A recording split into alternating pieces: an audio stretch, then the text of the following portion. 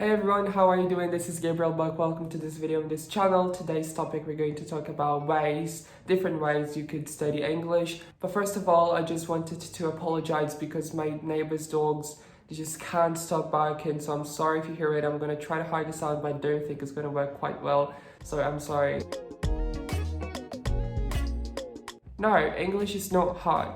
Actually, for some people, English is hard, but it's because they still haven't found the right way that works for them to study, that works for them to memorize vocabulary and to see their evolution when they speak, when they practice pronunciation, when they practice listening and speaking and reading and listening and stuff. So what I always say to people is that there isn't only one way to study, you know, like the old boring way of opening your book, reading the texts, doing the exercises. It doesn't work like that anymore, even though some people still do it. I still do it sometimes myself, but you know, it's not the only way, because we have to, the secret of studying English and advance in the language is you have to find out how to make the process fun and enjoyable. So English is not hard. What is hard is what could be hard actually is to find a way that you could make the process fun and enjoyable for you. So there's many different ways you could study English. The first one I thought of is watching YouTube videos. So either an online class or like random videos about random people, you know, like interviews, for example, and what else, vlogs. It's also a good idea. The second way is by listening to podcasts, so you could practice your listening. Also by playing games, like board games or cards, you know, like flashcards, I don't know, something like that.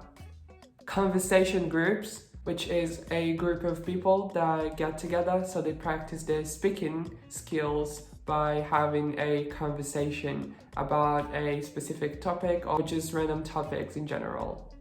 Books and texts, so you could either buy a book in English and try to read it and, you know, take some notes of the words you don't know, expressions and slang and this kind of thing, and also buy text you can find on the internet or even in those old and boring books I told you about. It might help you, honestly. And finally, by reading texts and articles on websites.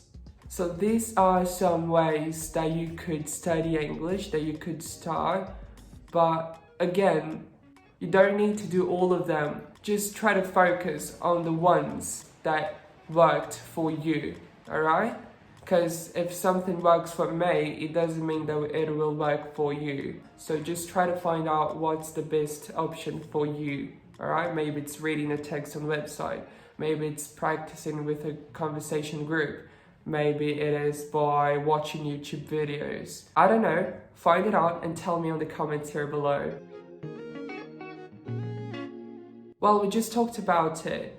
I don't have a specific recommendation for you because I don't even know you, and also, as I said before, there isn't only one way, and also what works for me might not work for you, so you have to find out yourself what works best for you, okay?